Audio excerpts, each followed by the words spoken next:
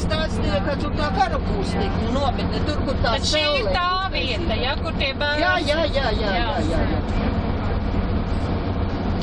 Tur ir Bet viņš jau teica arī, ka... Jau vairs nekad nav, tur ir atpakaļ. Nē, tur tālāk, ne jau šīs, bet tur tie tālākie bērzi.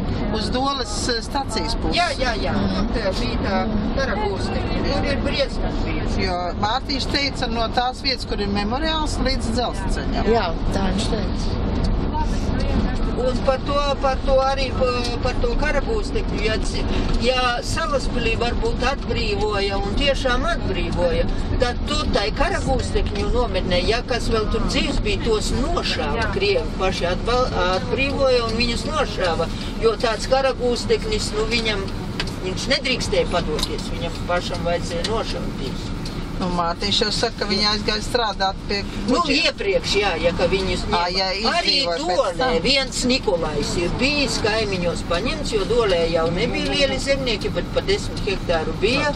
Un tāds Nikolais esot bijis paņemts, un viņš taču bija laimīgs, ka viņu paņēma. Viņam pavisam cita dzīve, un viņš strādāja lauku darbus, un pēc tam laikam ir aizbraucis projām.